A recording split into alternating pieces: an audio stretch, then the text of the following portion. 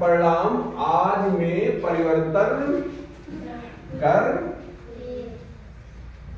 सकता है या परिवर्तन बात नहीं परिवर्तन करने बोलो करने का प्रयास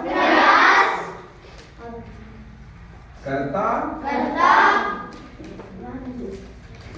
है उसे हम बल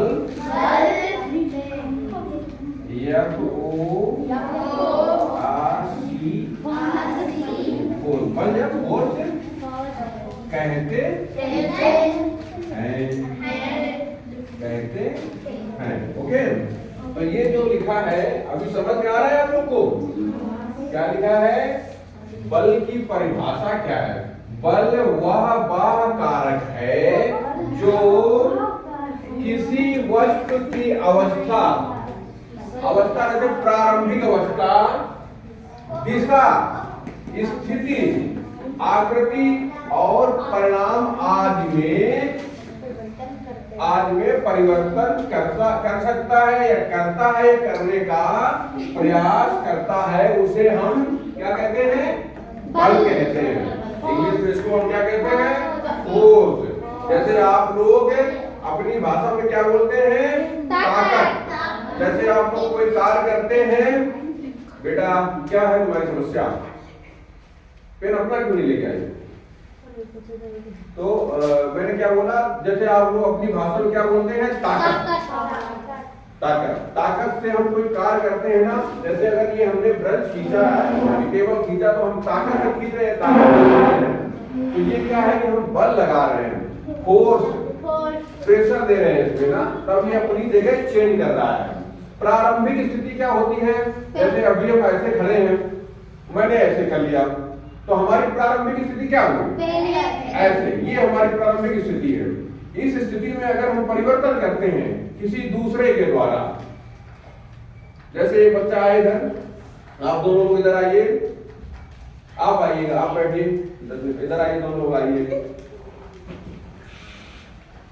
आप ऐसे खड़े होइएगा, सीधे उस तरफ मुंह करिएगा।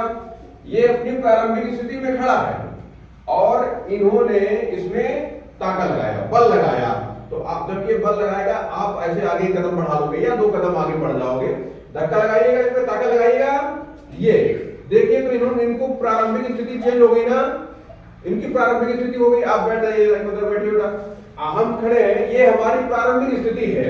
आप हमको ताकत लगाइएगा, बल लगाइएगा, ढीलिएगा, ये देखो, ये क्या हुआ? हमारी एक स्थिति चेंज हो गई, हम आगे की तरफ बढ़े। कैसे? इन्होंने हमको बल लगाया, ताकत लगाया, अपनी ताकत से हमको धक्का दिया, प्रेशर, फोर्स दिया, तो हमारी स्थिति में परिवर्तन हो गया। तो अब बढ़ जाएगा। तो ये क्या है? कह रहा है कि किसी वस्तु की अवस्था मतलब उसकी स्थिति, क्यों ऐसी आ रही है? उसकी स्थिति, उसकी आकृति, दिशा आदि में परिणाम ला दे, उसको हम उस कारक को क्या कहते हैं? बल कहते हैं, इंग्लिश में फोर्स कहते हैं। जैसे अभी एक डस्टर उस कमरे में रखा हुआ, डस्टर डाला बच्चा, डस्टर लेके आइए, आप डस्टर लेके आइएगा, नीचे लेके आइए।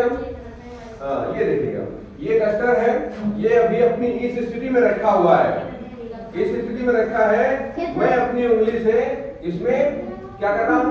बल लगा रहा हूँ, ताकत, फोर्स लगा रहा हूँ, तो ये अपनी स्थिति चेंज कर रहा है। अभी यहाँ पे रखा था, धीरे धीरे खसक रहा है ये, तो ये क्या कर रहा है? अपनी जगह में चेंज कर रहा है अपनी स्थिति, इस स्थिति से इधर चला गया, और मैंने इसको चलते चलते ऐसे इस उंगली से धक्का लगा के, थोड़ा प्रेशर, थोड़ा फोर्स लगा के इसकी स्थिति में परिवर्तन, अब ये ऐसे जा रहा है।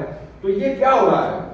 बल के द्वारा अपनी स्थिति में परिवर्तन ला रहा है। जैसे कोई कार रोड में जब चलती है, तो उसकी स्पीड बढ़ाने के लिए बल का प्रयोग करना पड़ता है। चलते चलते अचानक रोकने के लिए बल का प्रयोग करना पड़ता है, तो वो उसकी स्थिति में परिवर्तन होता है।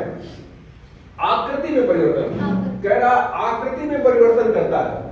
स्थिति, ये तो स्थिति और दिशा में परिवर्तन हो रहा था। क्या ऐसी स्थिति में परिवर्तन हुआ, अपनी जगह चेंज किया और इस तरह मुड़ गया, ये दिशा में परिवर्तन हो गया, स्थिति में परिवर्तन हो गया। आकृति में परिवर्तन कैसे करना है?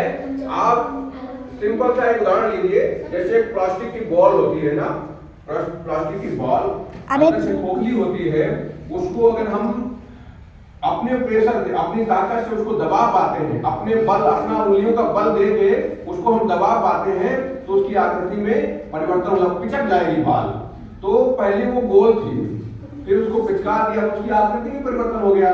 उदाहरण हुआ जैसे कि एक ये पेन है, ये पेन अभी ये सीधा सीधा पेन है, अगर हम इसको ऐसे तोड़ दें यहाँ ताकत लगा के, तो ये लग जाएगा, घूम जाएगा। माना कि मैंने इसको घुमा दिया 90 डिग्री से, 90 डिग्री पे घूम जाएगा कोण पे, ठीक है।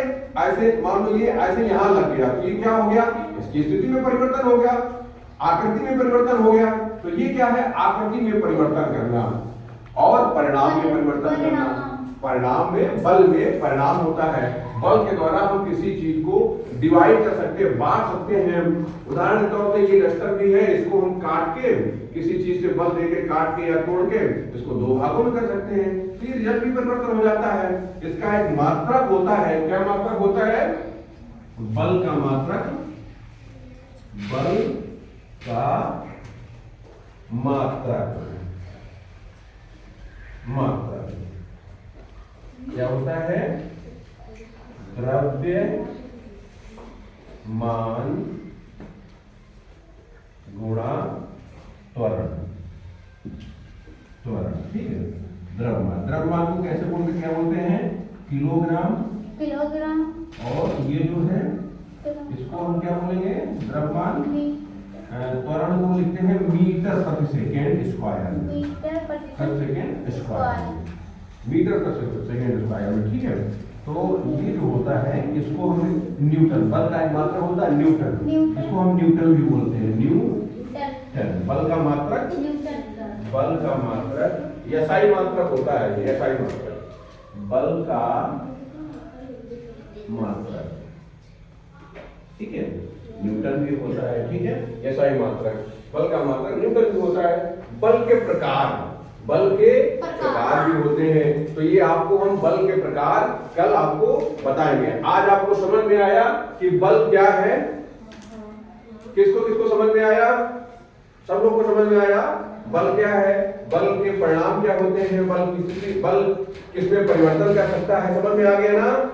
तो हमको कोई बच्चा खड़े होकर बताए कि बल क्या है, बताइएगा ये लोग। बल किन किन चीजों में परिवर्तन कर सकता है, बताइएगा बेटा, आप बताइएगा पीछे। बल किन किन चीजों में परिवर्तन कर सकता है?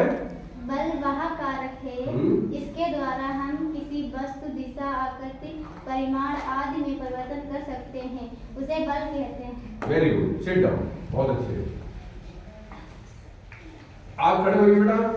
प्रतिभा, बल का मात्रक क्या होता है? बल का मात्रक मैंने अभी दिखाया है, पढ़ बताइएगा।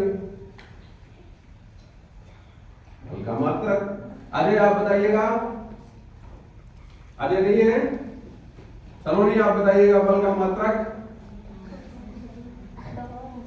आप बताइएगा नहीं है? बल का मात्रक लिखा हुआ है। हाँ, आप इसको बोलेंगे द्रव्यमान गुणा त्वरण।